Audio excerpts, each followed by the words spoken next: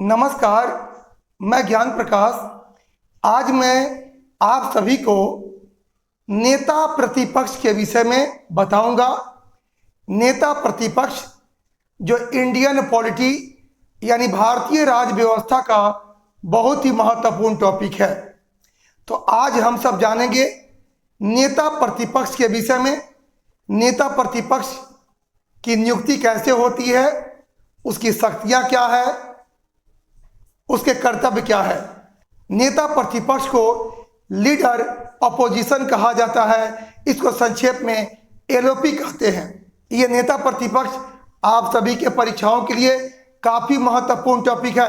आप मेरे चैनल को अगर पहली बार देख रहे हैं, इसे सब्सक्राइब जरूर कर लेंगे, बेल आइकन को प्रेस कर लेंगे। तो चलिए जानते हैं नेता प्रतिपक्ष से जुड़े हुए वो तथ्य जो आप सभी के परीक्षाओं के लिए काफ़ी महत्वपूर्ण है। आप मेरे चैनल पर अंत तक बने रहिएगा ताकि नेता प्रतिपक्ष से जुड़े हुए एक एक तथ्य मैं आपको बता सकूं, याद करा सकूं।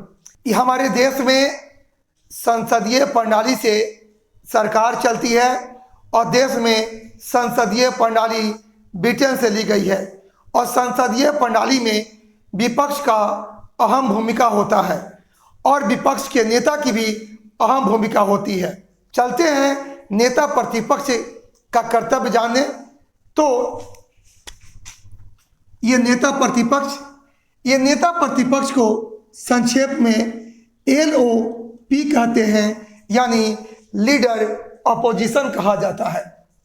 ये संसदीय प्रणाली ब्रिटेन से ली गई है और संसदीय प्रणाली में नेता प्रतिपक्ष की अहम भूमिका होती है।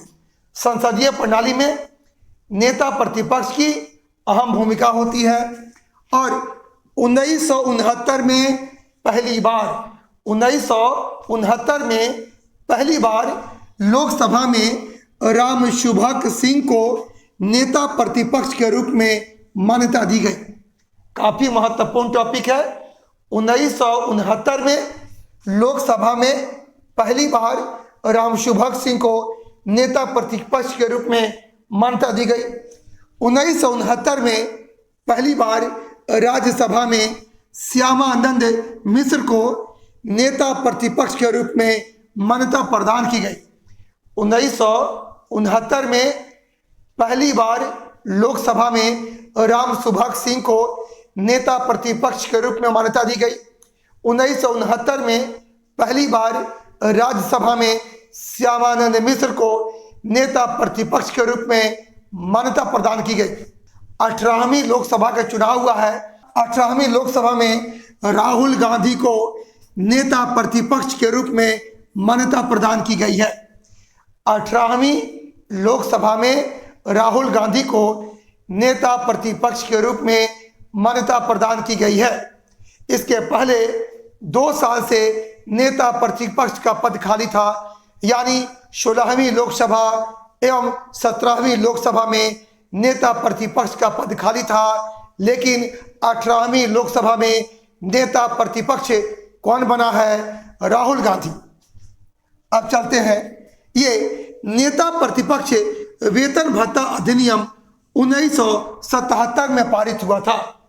नेता प्रतिपक्ष वेतन भत्ता अधिनियम 1977 में पारित हुआ। उस समय प्रधानमंत्री मोरारजी देसाई थे।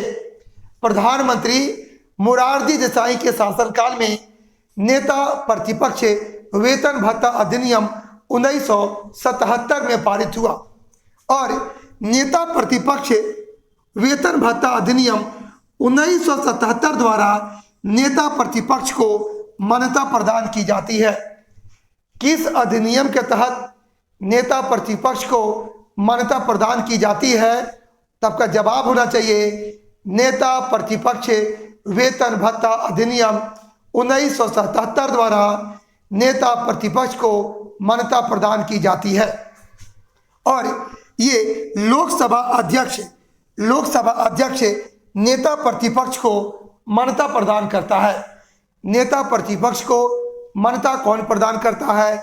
लोकसभा अध्यक्ष प्रदान करता है।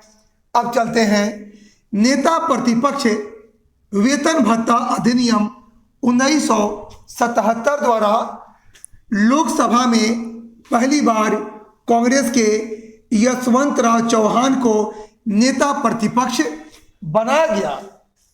नेता प्रतिपक्ष वेतन भत्ता अधिनियम 1977 के तहत लोकसभा में पहली बार कांग्रेस के यशवंतराव चौहान को नेता प्रतिपक्ष बनाया गया और सदन की कुल सदस्य संख्या का 10% सीट जीतने वाले दल को विपक्षी दल का मान्यता दिया जाता है।